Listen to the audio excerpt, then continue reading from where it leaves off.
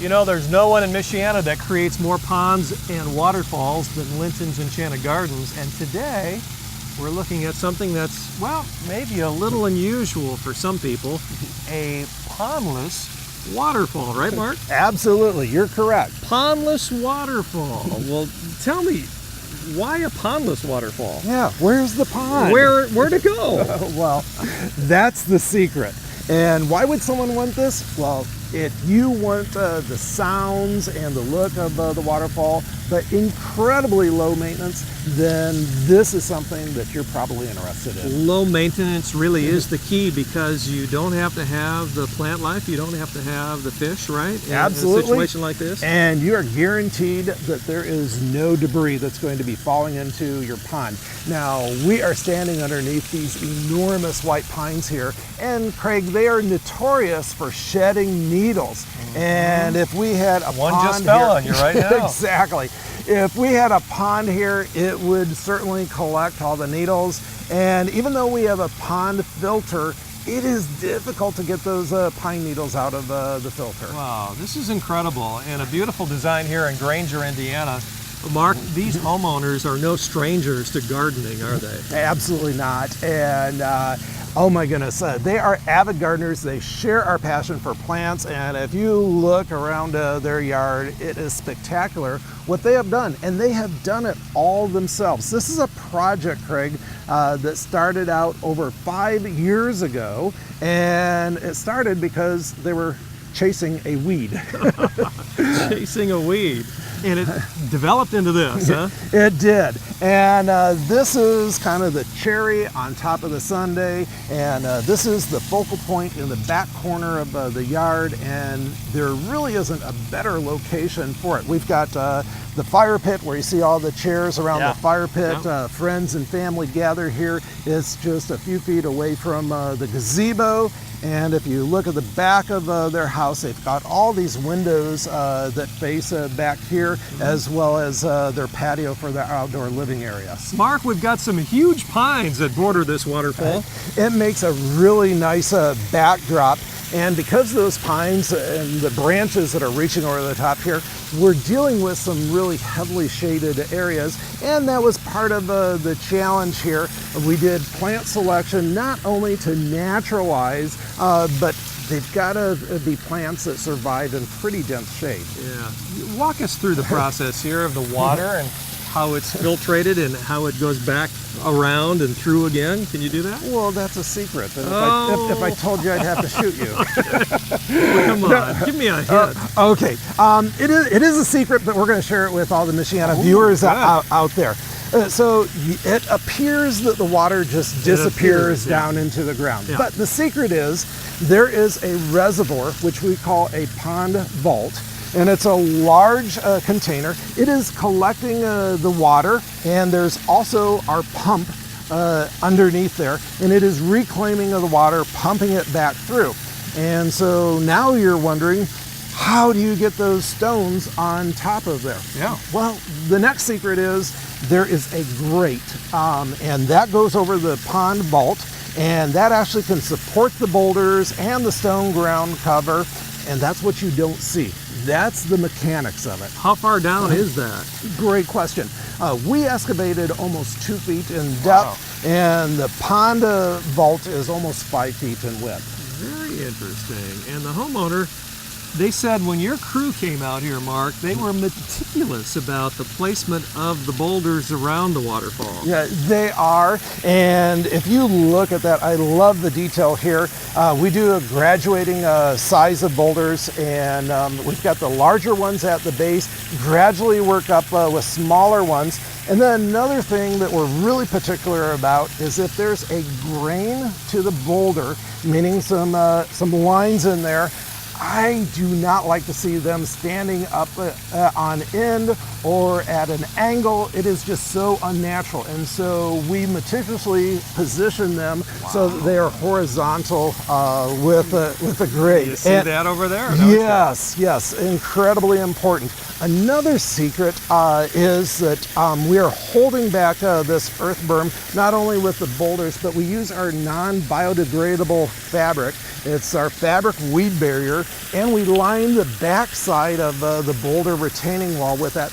And Craig, what that allows is the water can percolate through the boulders, and it can't take any of the dirt or any sand through the cracks of those boulders because that non-biodegradable fabric is working like a filter. Wow, I was going to say that water looks so fresh, doesn't it? Oh, And my inviting. goodness. Yes, especially on a hot summer day. Especially, you're right. Well, tell us some more of the detail. Oh here. my goodness. So we grow close to 100 different varieties of heucheras, also known as coral bells, and they thrive in the shaded conditions. And you're going to see a nice mix and array of all different colors. I love the veining that's going on in the leaves.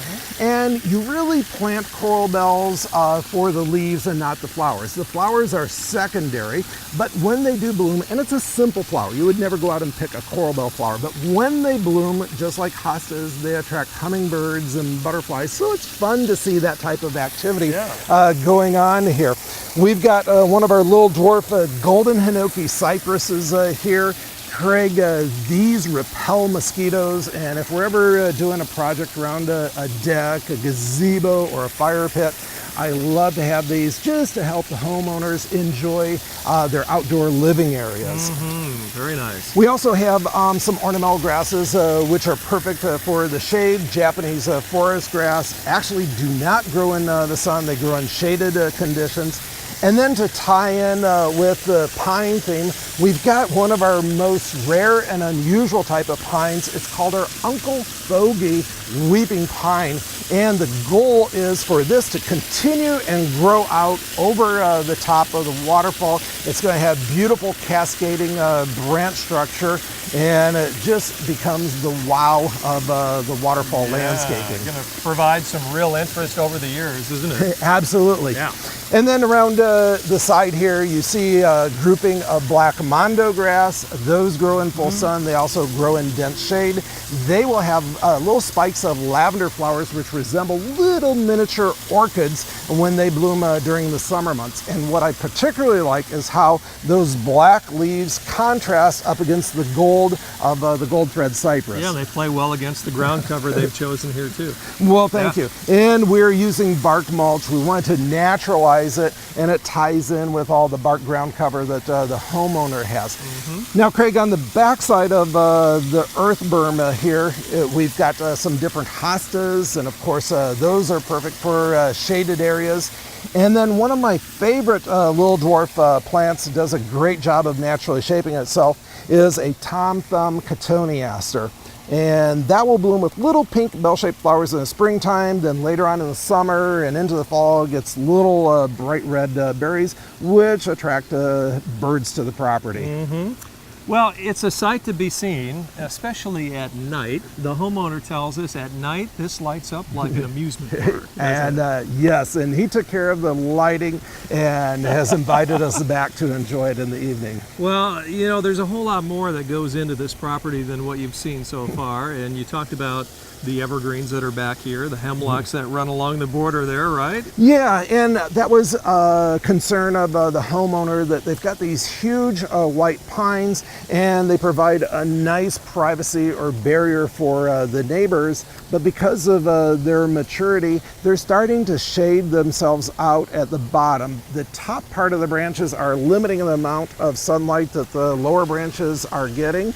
And unfortunately that kills off branches, and that's fairly common and to be expected after about 30 years or so. And so as an insurance policy, we went through here and we planted these Canadian hemlocks. Now they're not huge, they're just smaller hemlocks, and what they're going to do is grow in the understory of these pine trees.